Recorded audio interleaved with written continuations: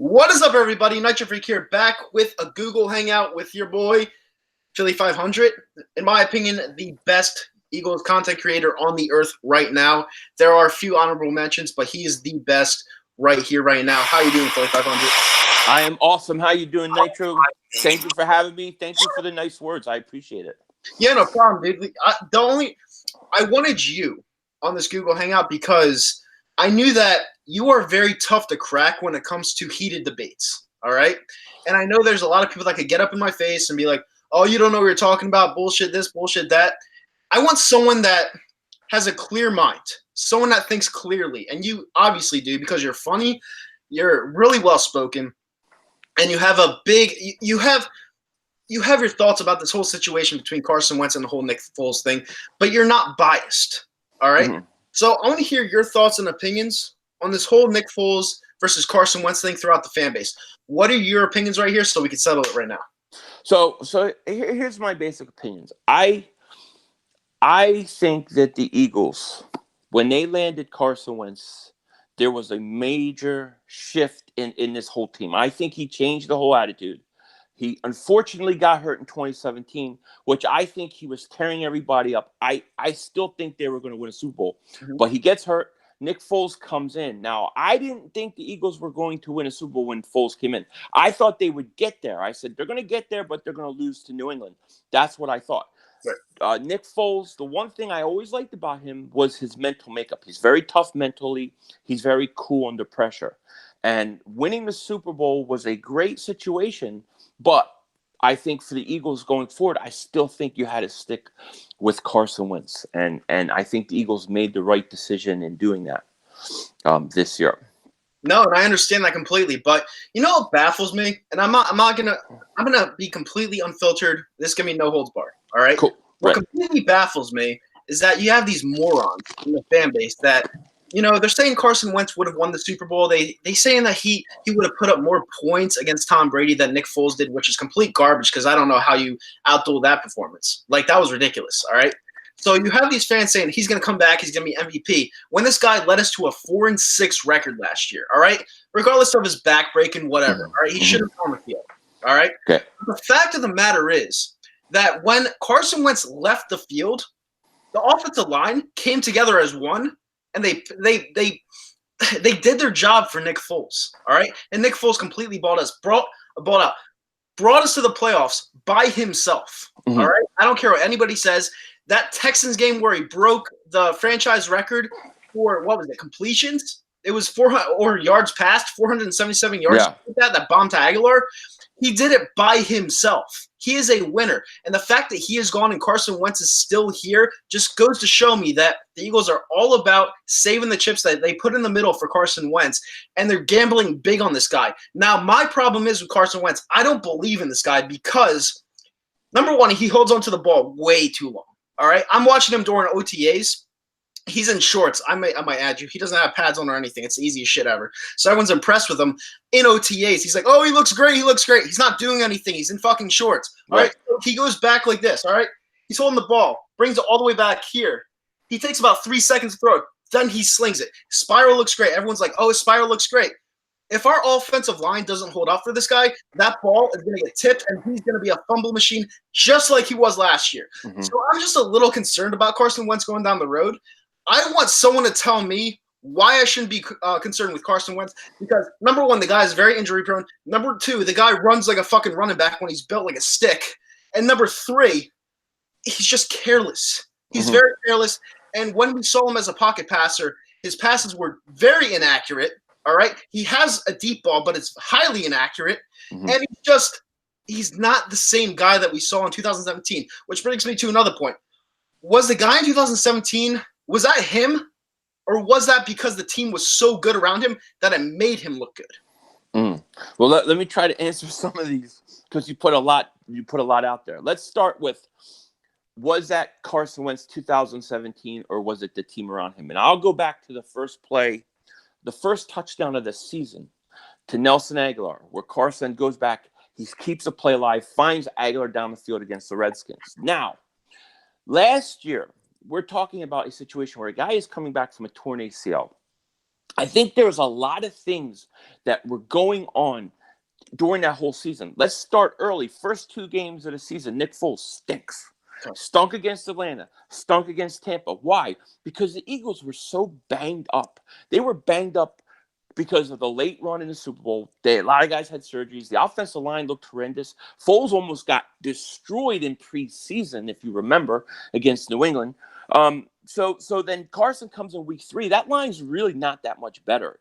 He was taking a lot of punishments, starting with that Indianapolis game. They were beat up. They were hurt. And I will say this.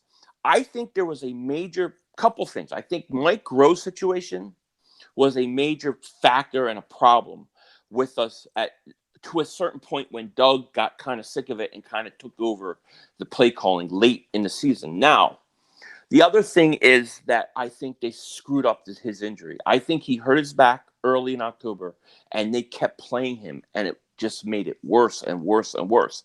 And then they tried to cover it up. Okay, so there's all these things going on and going wrong with this team. But I think the season changed not in the Foles Rams game. I think it changed the late fourth quarter against the Cowboys, where all of a sudden that line looked like they started playing good. They started giving Carson time, and he started tearing up Dallas. He tore them up. 3 touchdowns and two drives, scores 3 touchdowns. And I think that was which kind of got them going. They didn't win the game because they lost the coin toss in overtime. Right. But I think that was the point they started changing. And then I think what happens when Foles comes in, these guys are starting to get healthy on both sides of the ball. And then they went on the run. So I just think it's all these things put together that made it look like it was all Carson's fault. Yeah, and you're the half of the glass type of positivity, all right? Now, in this situation, I'm going to go back to the Saints game, the first Saints game, all right? What did we do? 48-7 or something like that? We got our ass kicked. Yeah. The one touchdown came from Josh Adams, who you didn't hear from the rest of the season, all right? Now, let me ask you something. How the hell does a team like the Philadelphia Eagles put together a great team effort to go up 14-0 against the Saints in the playoff game, which is obviously a bigger situational, whatever you want to call it. It's big, all right? Mm-hmm. It's not as big as that regular season game, all right? You're going down to New Orleans, all right? You have to win this game. You're 8-point dogs on the road with your backup quarterback once again. You're absolutely balling out. The only reason why we lost that game is because Alshon Jeffrey dropped the ball, all right? I'm sorry, Alshon Jeffrey. I love you, but it's the truth. Possibly. How in the hell did the team transform from what it was the first time they played the Saints into what they transformed into the playoff game where you had LeBlanc catching the interception on the first play of the game against Drew Brees? It doesn't make any sense to me. Does the team not like playing for Carson Wentz because they think he's selfish? That's another thing to ask. Why is that? Tell me. No, because in the NFL, we see this all the time. We see teams get destroyed, not show up, for whatever reason, play bad. I could think a million times we've seen New England get destroyed during a regular season, and they say Brady's done, this team is done, and then all of a sudden in the playoffs, they beat the same team. It happens all the time. The Eagles, for whatever reason, that was the worst game I've ever seen Carson play. That was the worst team I've ever seen that whole team play under Doug Peterson, including the defense. It was just a bad game. And part of that beating is motivation when you go back down there. And I think that plays a part in it. But I think that you got 2 different teams during the year, because I think the Eagles were a lot healthier later on in the year, more so than they were early in the year. Right. Even middle of the year. Now, when I put 2 and 2 together, I'll go back to 2017, all right? Because I want to figure out if we could get the same Carson Wentz back that we had in 2017, regardless of how the line is, all right?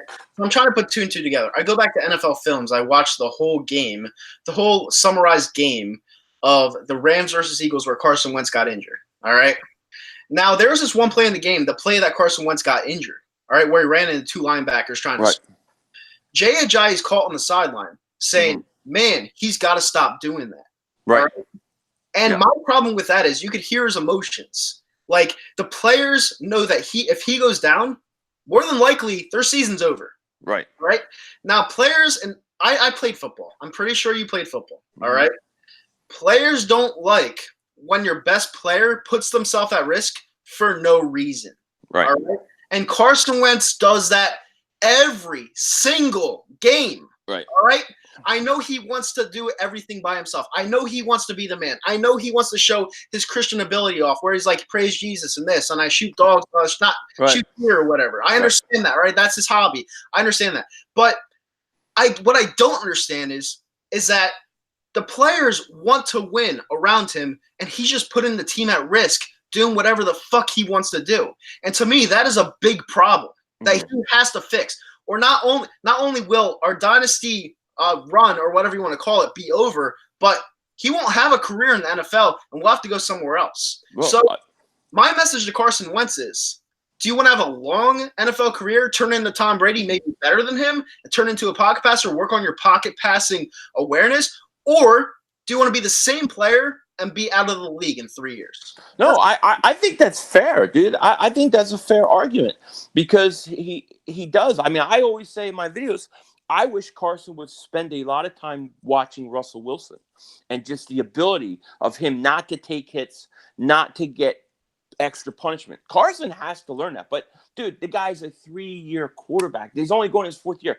This is part of him maturing and learning and these things like that. And I really think that a lot of the way Foles was, especially his personality, I think was a good thing for Carson to see. And if he can take those elements and take the things that, that he's learned, like not taking the extra punishment, I think he'll be fine. And Carson's a smart dude. I think he'll be able to do that.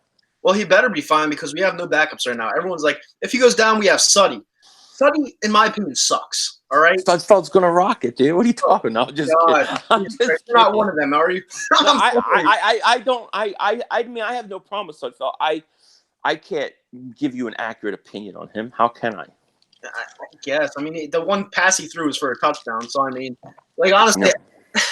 And then we got the guy from Northwestern. So I'm looking at our backup situation, because Carson Wentz is a high risk to get injured. Whether you like it or not, he's a high risk. All right, he is. He had a bad leg injury. He had cracked ribs in the preseason when he went full 16 games. I don't count the cracked ribs against him. No, because every player in the NFL gets hurt, gets banged up. But he was out because it was preseason. If it was a regular season game, I think he plays. And we probably never even know about it. Yeah, but he probably would have got even more hurt, so it was a blessing. He played 16 games his rookie year. We got to remember that. He played 13 games year 2. He took a bad injury. And that ACL injury is one of those horrible injuries that usually takes a full year after. So for him to come back and get hurt again, it does not surprise me at all. It's kind of par for the course with that knee injury. And I will be concerned. I will say he's injury prone. If he gets hurt this year, big time, 8 weeks, 6, and he doesn't finish the season again, then I think it's a fair label. But because he's coming back from that knee injury, I think I can't hold it too much against him. Now, let me ask you the question that pretty much everyone wants to hear. If Carson Wentz does get injured again this year, do we move on from him? It depends on the injury. If he tears the same ACL injury, God forbid, okay, if he does a Sam Stinkford and tear the same leg, I think it's fair. I think possibly. Because you and I both know that windows in the NFL to win are very slim to marginal. All right. Yeah. This team that we have right now can do something special. If Carson Wentz stays healthy and he played to his abilities that he did in 2017, the sky's the limit for this team. I know that. You know that. Everyone knows that. Yeah. All right? But me being the fan that I am, I've been a fan of the Philadelphia Eagles since 2001. I've shared my years of heartbreak, years and years and years of heartbreak. McNabb coming up close, but no cigar. Every single year, all right? We finally had a starting Carson Wentz. He gets injured at the absolute worst time, all right? So we couldn't rely on him. Thank God we had Nick Foles to carry us to the Super Bowl, because we had such a good team to carry him. Yeah. He carried us through the Super Bowl and through the NFC Championship game. We didn't even need the defense. The defense carried us through the Atlanta game. They carried us through the Oakland game, because it was cold as fuck outside, and it was a complete defensive game. But if Carson Wentz does not stay healthy, it's a big problem. It's a huge problem. All right? We need him to. I agree. I think that if he's hurt again, and I'm not talking about like he misses 2-3 games here.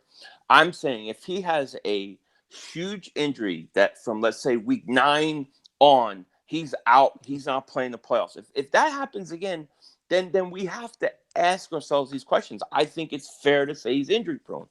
I would agree with you. But based upon the injuries coming back from last year, and actually, I mean, they probably could have sat him an extra 2 or 3 weeks and it wouldn't have hurt anything. And they didn't. I think it's fair because of the injury he's coming back from, to kind of say, okay, we'll give him one more year. We'll give him another year to see. If it was something else, I would not think that. But because it is an ACL. And you brought up another good point. The fact that he came back during the Colts game when he could have come back 2 weeks later just goes to show me the character that he possibly could have. And Nick Foles, everyone wants to say that he played bad the first 2 games like he did in the beginning of the chat. He didn't. All right, the first game, he played not great. I'll admit it. All right, we still won the game. We won 15-9 or something like that. It was a very low scoring game. This second game, he actually came back as captain clutch in that game. Found Aguilar back in the end of the end zone. 4th down, complete dime, and then the defense just lets it up. All right. Yeah. So Nick Foles to me was the player in that game that would have won the game. So people that want to say he played the first 2 games so poorly, I don't know what they were watching, to be honest. Well, it wasn't just Nick. It was the whole team, especially that offensive line. Foles took such a beating the first few weeks, and even in preseason, and that kind of just carried over right to Carson, and then somehow he turns up on the injury report with a bad back. Right. So I think it's all connected. I think they probably rushed Carson back a little too quick. Well, supposedly the bad back came in the Giants game. I think it was week 6 at MetLife Stadium. Supposedly that's when it came, but I personally think it came in the Colts game because when he did that Houdini spin, you didn't see it ever again after that. No, he did that one play where he escaped from pressure, and then you didn't see it again. Yeah. So in my opinion, that was the game where he got hurt because he was very reckless in that game as well. He had 2 turnovers in the red zone. All right. One of them was a fumble, and one of them was a pick. And Andrew Luck was this close to winning that game. Yeah. And that was on Carson Wentz. Yeah. So things I want to look at going down the road. Can Carson Wentz lead this team like he did in 2017?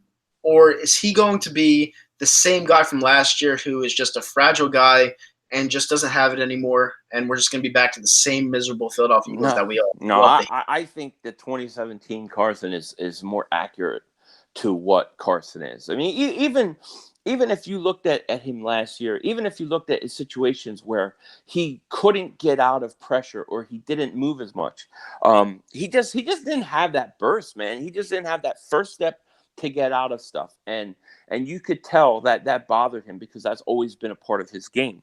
I think 2017 is more close to Carson Wentz. But here's a question I'm going to ask you.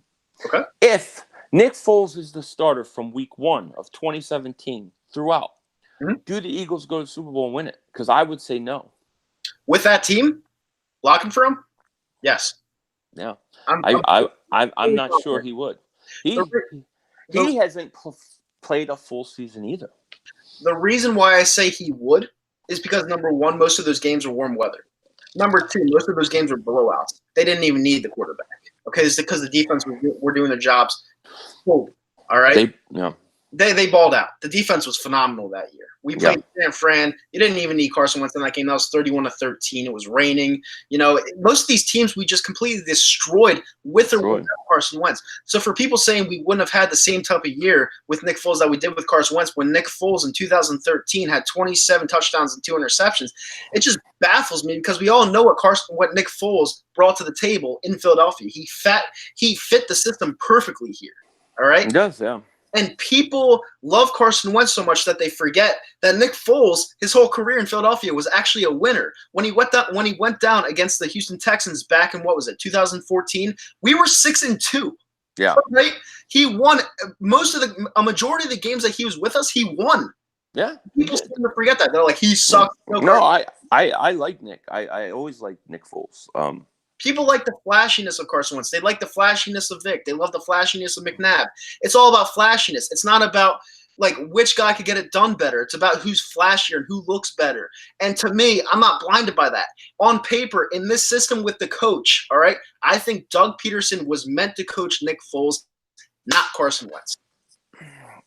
Well, I mean, I would say, if you look at what Carson was doing in 2017, I just don't see how anybody could say that Doug wasn't meant to coach him. He was tearing everybody up. Right. I mean, Carson was fantastic. He was phenomenal. Yeah, but Philly, he was phenomenal. Philly, listen to me though. The reason why I'm saying coach is because coaching comes down to certain type of play calls. All right.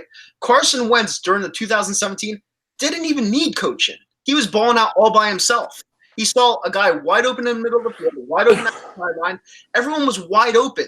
When he needs to stretch out the field and he has to throw it in a dime, he can't do it. Well, he did do it. I mean, you can remember the Redskin game, Corey Clement in this corner of the end zone. He was about to get hit. He threw it on a dime. That was a great play. I remember that, but that's 1 in a million. All right. That's not 1 in a million. I could tell you one against Tennessee last year. Third down in overtime to win the game. He throws a corner pass to Alshon right through his hand. Perfect pass on the corner. If Alshon catches it, it's a touchdown. Eagles win. And that's another thing I want to lead into. After Alshon dropped that pass, Carson Wentz stopped throwing to Alshon Jeffrey. He started targeting Zach Ertz a majority. I was reading something about this, and they said that Carson threw to Alshon Jeffrey 7.4 attempts per game. Foles threw 7 attempts per game, and then Ertz, I think, was getting 9.2 attempts by Carson and 9 even from Foles. Okay. So they weren't really that much of a difference. Okay, but that's another thing I want to talk about. Everyone likes to talk about stats. I like to talk about situational performances. All right, I'm gonna go back to that Carolina game where we lost right at the end. All right, you had Wendell Smallwood right there on what was it? I'm going to say the 15-yard line right outside. You could have threw to him. He could have got a first down. Mm-hmm. But instead, you throw to Zach Ertz 3 straight times. 2 of them got picked off. Yeah.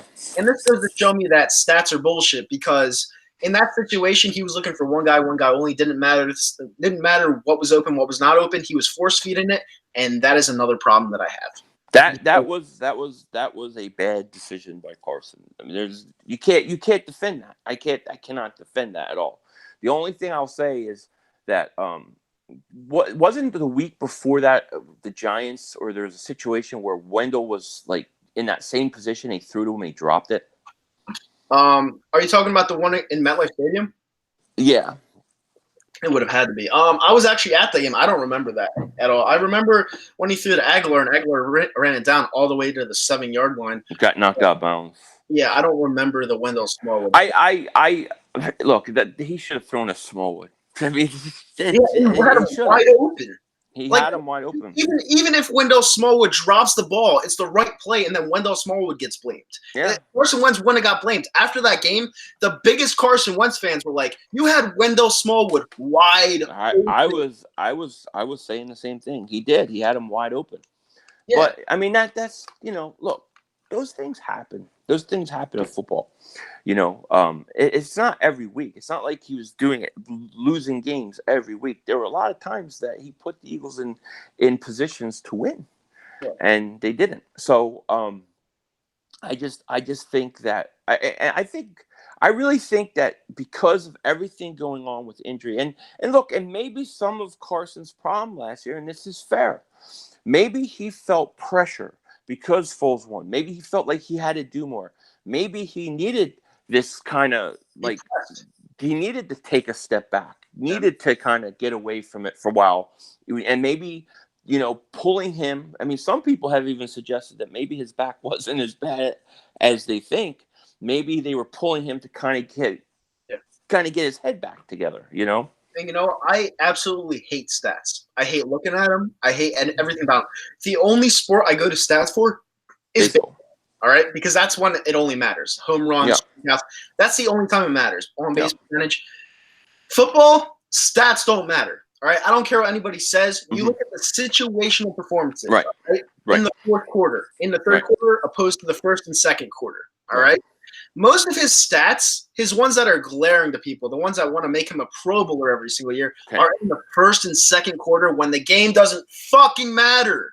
All right? But a lot of those stats are where he's sitting in the fourth quarter because they scored 50 points on somebody in 2017. Yeah, but let me ask you a question, all right? Let's go back to that Carolina Panthers game. Okay. We were up, 17-0 in the fourth quarter. All right? Right. We were up 17-0 in the fourth quarter. That's not enough points against Cam Newton. You got to keep stepping on the gas pedal at all times. Yeah. Why did the offense just stop playing? I think part of it, dude, I think part of it is they had no running game last year. They had no – in situations like that in 2017, that's where you saw LeGarrette Blount start to eat up clock. We'd have 6-minute drives. We would destroy teams in the fourth quarter wearing the clock. Look who our running backs were last year. Ajayi gets hurt. We have Wendell Smallwood. Corey Clement was hurt. I mean, we didn't have – look, Josh Adams was a nice rookie. He did some nice things. But he wasn't the guy that you could give the ball 10, 15 times in the fourth quarter and wear it out. I think the lack of running game killed us in the fourth quarter of some of these games last year. Yeah, exactly. I don't like to diss my players, all right? For everyone out there, I do not like to diss players on the Philadelphia Eagles, but I am the most realistic fan you'll find on the internet. I tell it how it is 100% of the time. I tell you what you need to hear, not necessarily what you want to hear, all right? Carson Wentz, if he's going to lead this team to not only one but 2 Super Bowls, fuck 2 Super Bowls, just 1 Super Bowl. Just get one first. He needs to play well in situational football. He needs to practice on staying away from reckless plays most of the time. He needs to practice on his pocket passing awareness, and he just needs to be a leader. All right, he needs to add all these things in one. He needs to step away from the fucking deer hunting, and he needs to work on football. All right, he needs to go back from 2017, possess what he had back then, make himself a winner, and that's all she wrote. We will win not only 1 but 2 Super Bowls. But do I believe in it right now? Absolutely fucking not. So you're saying essentially, if I'm getting you right, mm-hmm. you're saying you believe this guy has all the talent in the world to be great, mm-hmm. but does he have the mental ability to be great? Exactly. That's your big gripe with him. Yeah. And I think that's fair. I mean, I think we're going to see, right? If he comes out and he's taking unnecessary shots, if he doesn't have pocket awareness, if these things don't change, then you're right. I think he does. I think he's a very smart dude, and I think he gets it. I really do. And I hate to use these 2 words, but if everything in my mind's and my nightmare comes true about Carson Wentz, I'm going to start using the 2 words, damaged goods. I think it's way too early for that. I do. I think it's way too early to say he's damaged goods. I mean, just think, as bad as this guy, I know you don't like statistics, but just think about the numbers he puts up as a guy struggling. When this guy is playing to his best and he's healthy, and that's the one thing I think we have to remember. There wasn't a time last year that he was legitimately healthy. From when he came back from injury to when he hurts his back to, I mean, I remember 3-4 weeks before they even said he hurt his back. I remember watching the games during my streams going, something's wrong with this guy. Yeah. You can tell there's something wrong with Carson Wentz. He doesn't look the same. And it was obvious. And if it's obvious to me and the other fans, it's obvious to the teams he's going to play each week. And, I just think that we're dealing with a guy that wasn't healthy. Maybe they should have sat him week 10. Maybe they should have sat him out the whole year. Who knows? I mean, it's not. After looking at what happened, I will always and I wanted him to come back. I'm not gonna lie. I wanted him back. But after seeing what he went through during the ACL, I'll always err on the side of caution with guys coming back a lot later from now on, because there was no need to bring him back that early. Yeah, exactly. I hate leaving opportunity on the table. And last year when we were 4-6, we got into the playoffs as a 6 seed. If our seed was a little bit higher, we wouldn't have had to face the Saints in the second round, and we could have possibly went to the Super Bowl and won because the Rams played absolutely terrible. Rams stink. Look. If the Eagles beat the Saints, the Eagles are winning the Super Bowl game. They are. They're winning the Super Bowl game. So that was the game. I said if they win that game, they're winning the Super Bowl. Now, if they win the Super Bowl, we have a whole other controversy on our hands because you can't let Nick Foles go. You can't let him go at that point. Well, not to some fans, because some fans were like, I'm happy for you. He did 2 Super Bowls, but this is still Carson's team. It's like you can't let him walk after 2 Super Bowls. Yeah. After 2 Super Bowls, you can't do it. No, you can't. You know, maybe you don't get rid of Carson, but you can't get rid of Nick Foles at that point. I don't see how you could. Yeah, it would be like, I don't know. But with that being said, you have anything else you want to say? We hit our 30-minute mark. We hit our 30. Well, no, thanks for having me on. It was fun. I hope I gave you some things to think about with Carson, or at least to carry on into next year. I really believe in this guy. I think he's going to be healthy, and I think you're going to see the 2017 Carson. I really do. I hope so. I wish I was as optimistic as you, but once you win a Super Bowl and you want that feeling back, and you see what Carson Wentz gave you in the past, but not the present, I don't see it. Well, we will find out. We will find out. We will. Soon. But with that being said, thanks everyone for joining the great Carson Wentz debate.